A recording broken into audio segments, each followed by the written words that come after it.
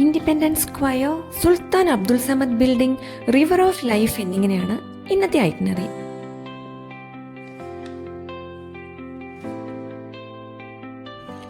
Hello friends, ഇന്നത്തെ Malaysian വിശേഷങ്ങളിലേക്ക് ഏവർക്കും സ്വാഗതം.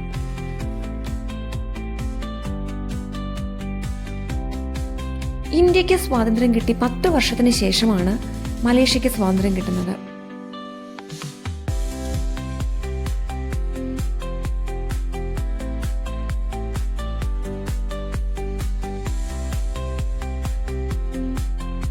ഈ കാണുന്ന ഇൻഡിപെൻഡൻസ് സ്ക്വയർ എന്ന സ്ഥലത്താണ് ഇവിടെ ഇൻഡിപെൻഡൻസ് ഡേയുടെ അന്ന് പരേഡൊക്കെ നടക്കുന്നത്.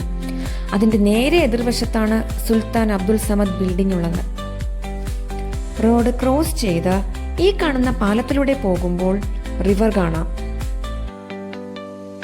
പണ്ട് ക്വാലാലംപൂർ എന്ന ഈ സ്ഥലം ചെളി നിറഞ്ഞതായിരുന്നു. ഇവിടെ ഒഴുകുന്ന ചെളി നിറഞ്ഞ നദികൾ സംഗമിക്കുന്ന സ്ഥലമായതുകൊണ്ടാണ് ഇതിന് ക്വാലാലംപൂർ എന്ന പേര് വന്നത്. Kuala means confluence and Lumpur means mud.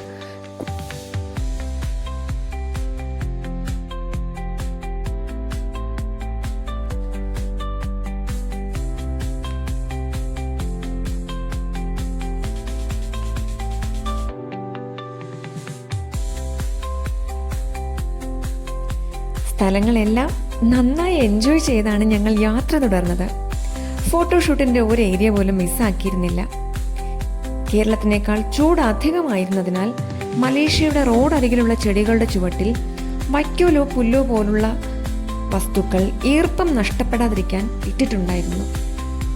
ഇതുപോലെ മിക്കവാറും സ്ഥലങ്ങളിലും ഇത് കാണുന്നുണ്ടായിരുന്നു.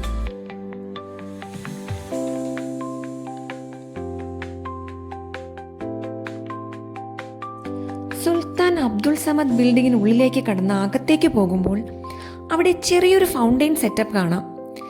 ചിലർ അവിടെ വെഡിങ് ഫോട്ടോഷൂട്ടൊക്കെ ചെയ്യുന്നുണ്ടായിരുന്നു. ഉൾഭാഗം കാണാൻ അതിമനോഹരമാണ്. ചുറ്റിനും മരങ്ങളും ഉയർന്നു നിൽക്കുന്ന ബിൽഡിങ്ങും പിന്നെ ഈ ഫൗണ്ടെയിനും.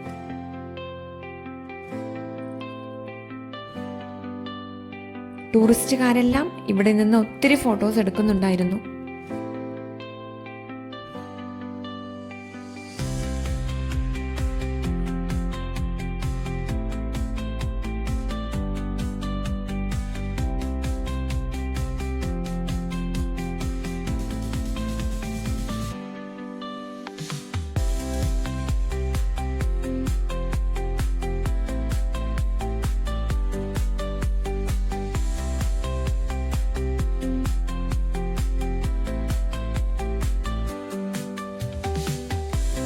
ഇവിടെ നിന്നും തിരികെ ഞങ്ങൾ ഒരു ഇന്ത്യൻ റെസ്റ്റോറൻറ്റിൽ ലഞ്ച് കഴിച്ച് ശേഷം ഹോട്ടൽ ചെക്കിനിലേക്ക് കടന്നു.